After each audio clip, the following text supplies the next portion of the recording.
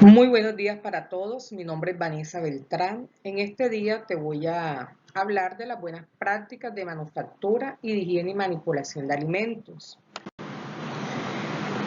Para iniciar es muy importante que tú sepas que existe todo un marco normativo general que nos habla sobre esta temática. Inicialmente tenemos a la Ley 9 del año 1979 que nos habla del Código Sanitario Nacional. Tenemos el decreto 3075 del año 1997 que nos habla de las buenas prácticas de manufactura y la resolución 2674 del año 2013 en donde se hicieron algunos cambios de este decreto y que también nos habla de las buenas prácticas de manufactura y todos los requisitos sanitarios que tienen que tener las empresas de alimentos y los manipuladores de alimentos.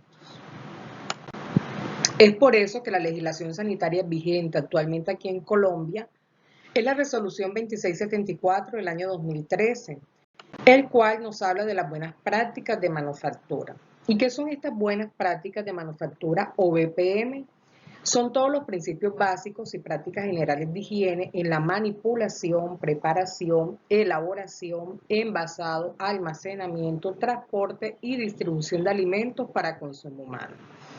En otras palabras, son todos los principios, todas las prácticas generales, todos los protocolos que tienen que tener las empresas y los manipuladores de alimentos en todas las etapas por las que pasa un alimento. ¿Cuál es el objetivo de este? El objetivo es garantizar que todos estos productos se fabriquen en las condiciones sanitarias adecuadas y de esta manera se disminuyan los riesgos inherentes a la producción. En otras palabras, que estos alimentos no se vayan a contaminar y que finalmente no le hagan daño al consumidor.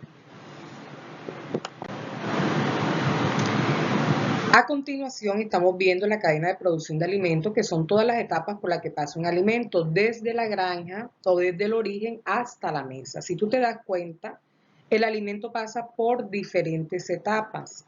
Por ejemplo, si estamos hablando de la cadena de producción de un alimento lácteo, todo parte ¿desde dónde? Desde la granja con la vaca en el proceso de ordeño.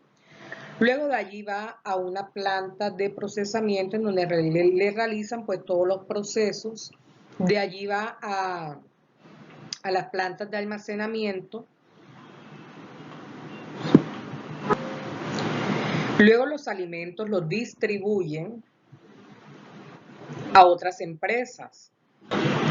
De allí, de estas otras empresas, ella puede ir a un restaurante, puede ir a un hotel. En el hotel también tiene diversos procesos hasta que llega al buffet y del buffet el huésped va a consumir este producto. Si por ejemplo estamos hablando de otro restaurante o de la casa de nosotros, lo preparamos en la cocina hasta que finalmente llega ¿a dónde? A nuestros hogares. Existen tres tipos de peligros que pueden contaminar los alimentos y provocar un riesgo para la salud pública. Está el peligro físico, que es asociado a la presencia de objetos extraños en los alimentos. Entonces aquí nosotros encontramos cualquier elemento extraño que podamos encontrar dentro de un alimento, por ejemplo, polvo, vidrio, podemos encontrar hebras de cabello, plástico proveniente pues de los empaques de los alimentos, piedras, entre otros hasta accesorios. Tenemos un peligro de tipo químico. Dentro de este peligro nosotros encontramos lo que son los plaguicidas, los antibióticos, ciertos aditivos en exceso, materiales de envasado inadecuado. Yo no sé si tú sabías que en la Unión Europea está prohibido el uso del licopor para empacar alimentos. ¿Por qué? Porque cuando tú colocas un alimento tibio o caliente en un licopor, este tiende a deformarse y todas estas sustancias migran al alimento contaminándolo químicamente. Entonces, aunque el alimento esté sano, esté inocuo, estas partículas químicas pasan al alimento y a su vez nosotros la consumimos. Por eso es que se contamina químicamente. Productos de limpieza y desinfección. ¿Cómo contaminamos un alimento con estos productos? Por ejemplo, cuando nosotros lavamos, pero no enjuagamos adecuadamente. Y cuando colocamos los alimentos, estos se contaminan con los restos de este producto químico. Otra manera de contaminación es cuando tú almacenas productos químicos junto con alimentos. También tenemos Equipamiento de la línea de producción de materiales inadecuados. Por ejemplo, cuando tú cocinas alimentos en unas ollas que no son las adecuadas, por ejemplo, que tienen un alto contenido en plomo, en cobre, en hierro, lo que hace es que estas sustancias migran al alimento y le cambian el sabor, el color, el olor y toda la característica físico-química. El tercer peligro que nosotros tenemos es el biológico. Aquí podemos encontrar lo que son los microorganismos como bacterias, virus, hongos y parásitos. Les hago una pregunta. ¿Los microorganismos son buenos o malos para los seres humanos? Bueno, encontramos que existen tres tipos de microorganismos. Tenemos los benéficos, que son los que actúan sobre los alimentos para producir características deseables como aromas, olores, textura, estabilidad microbiológica, entre otros. Son estos microorganismos que nosotros utilizamos para la elaboración de la cerveza, del pan, del yogur, del vino, del suero, entre otros. Tenemos los microorganismos alterantes, que son aquellos que estropean el alimento al producir características no deseables como mal aspecto, mal olor, mal sabor o cambio de forma. Tenemos los patógenos, que son los capaces de afectar al individuo que los ingiere, causándole enfermedades como vómito, diarrea y fiebre. Dentro de estos patógenos nosotros podemos encontrar lo que es la salmonela, la Escherichia coli, el Clostridium botulinum, el Staphylococcus aureus, entre otros. Recordemos que la salmonela es una bacteria que se encuentra en el intestino pues, de los animales, sobre todo de la gallina. Y cuando esta gallina pues, produce sus huevos, normalmente vienen con heces fecales. Entonces, en estas heces fecales podemos encontrar esta bacteria. La Escherichia coli se encuentra también en el intestino de los animales y los seres humanos. Por eso que cuando tú vas al baño y no te lavas bien las manos, puedes traer restos de heces fecales en tus manos y a su vez puedes traer esta bacteria también. Hablemos de qué es una ETA. ETA es una sigla que significa enfermedad transmitida por alimentos. Tenemos intoxicaciones y tenemos infecciones. Una infección es cuando tú te consumes un alimento que tiene microorganismos patógenos que se reproducen en el interior de tu organismo y que allí empiezan pues a generarte los primeros síntomas como vómitos, diarrea, dolores abdominales, deshidratación, dolores de cabeza e inclusive puede llegar hasta causar la muerte. Y la intoxicación consiste en ingerir alimentos en los que hay toxinas o sustancias tóxicas y que generan alguna patología. Estas sustancias tóxicas pueden provenir de estos microorganismos.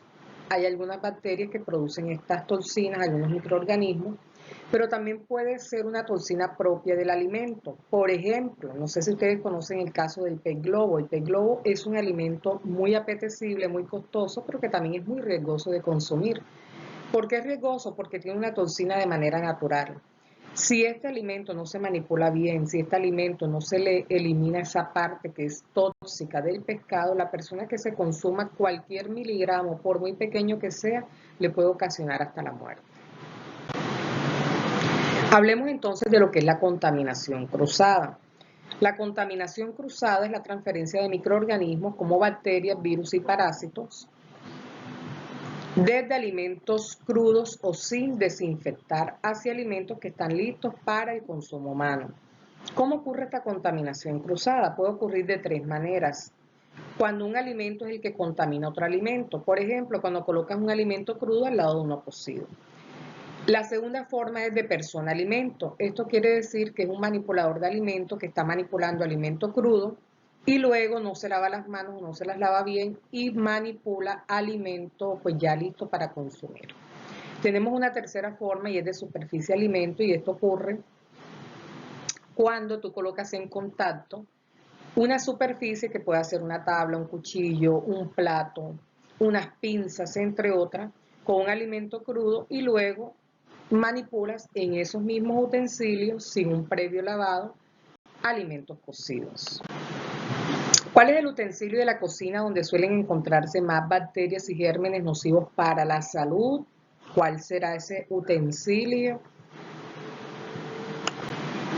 Bueno, se hizo un estudio en donde encontraron que las tablas, principalmente las tablas, también los cuchillos, pero sobre todo las tablas, es este elemento en donde se acumula mucho más bacteria, en donde se da el tema de la contaminación cruzada. Por eso existe el código de colores de las tablas. en donde se utiliza una tabla de diferente color para manipular un alimento de acuerdo a su naturaleza. Por ejemplo, en la tabla azul manipulamos pescados y mariscos crudos, tenemos la tabla roja para manipular carnes crudas rojas, tenemos la tabla amarilla para manipular carnes blancas crudas, tenemos la tabla verde para manipular frutas y verduras, tenemos la tabla café para manipular alimentos cocidos y tenemos la tabla blanca para manipular derivados lácteos. Esta es una forma de minimizar la contaminación cruzada. A continuación, vamos a hablar de 5 recomendaciones o 5 claves dadas por la Organización Mundial de la Salud para evitar o disminuir una ETA. Entonces, tenemos que la primera recomendación es mantener la limpieza. En este de mantener la limpieza nos quiere decir que hay que mantener la limpieza primeramente del manipulador de alimentos, es decir, el manipulador debe estar limpio, uniforme limpio, manos limpias, asearse todos los días, pero también tenemos que tener una limpieza de la fruta, las verduras, los equipos, los utensilios y del área en donde vas a procesar. Tenemos una segunda recomendación que es separar alimentos crudos de los cocidos. Básicamente lo que nos quiere decir es evitar la contaminación cruzada. La tercera recomendación es mantener los alimentos a temperaturas seguras. Nos dice que no podemos dejar alimentos cocidos a temperatura ambiente por más de 2 horas. Hay que refrigerar lo más pronto posible los alimentos cocidos y los perecederos. Mantener la comida caliente por encima de los 60 grados centígrados. No descongelar los alimentos a temperatura ambiente. Recordemos que las zonas seguras son refrigeración, congelación y los baños de María. Congelación va de 0 grados centígrados hasta menos 18, menos 22 grados centígrados. Refrigeración va desde los 0 hasta los 5 grados centígrados. Y temperaturas de baño de María por encima de los 60. Entonces, en ese rango que va desde los 5 grados centígrados hasta los 60 grados centígrados, manejamos lo que se conoce como la zona de peligro de los alimentos.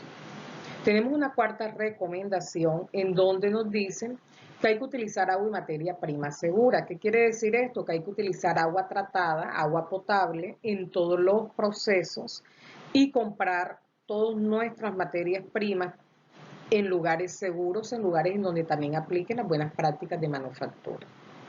Y la última recomendación es cocinar completamente los alimentos. Hay que hacer uso de termómetros y medir la temperatura en el centro del alimento y que este pues nos dé temperaturas por encima de los 70 grados centígrados. Está prohibido el uso de celulares en las cocinas cuando se está manipulando alimentos. ¿Por qué? Porque ese es un estudio en donde este es uno de los elementos que más contaminación tiene.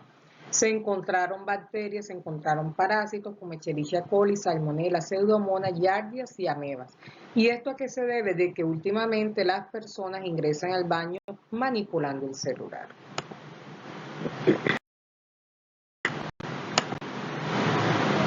Existe otra vía de contaminación de los alimentos que es a través de los vectores. Los vectores es lo que nosotros conocemos como las plagas. ¿Cuáles son las plagas que normalmente encontramos en estos negocios en donde se manipulan alimentos? Las plagas que se sienten mayormente atraídas son las aves, las moscas, las cucarachas, ratas, ratones y hormigas. Estos transportan los microorganismos y contaminan los alimentos, por lo tanto es indispensable que en los lugares donde se manipulan alimentos se cuente con un programa de control de plagas. También es importante decir que el manejo de los residuos sólidos, el manejo de las basuras, cómo se hace la clasificación, también es importante para evitar que estas plagas se sientan atraídas. De igual forma, todo lo que es la limpieza dentro de las áreas de proceso, el orden también es importante para minimizar el tema de las plagas. Te voy a hablar en este día de una enfermedad que se llama la leptospirosis. La leptospirosis es una enfermedad aguda y febril causada por una bacteria del género Leptospira que comprende sobre todo a los animales salvajes y domésticos. El hombre se contamina en forma accidental por el contacto con orina o tejidos de animales infectados.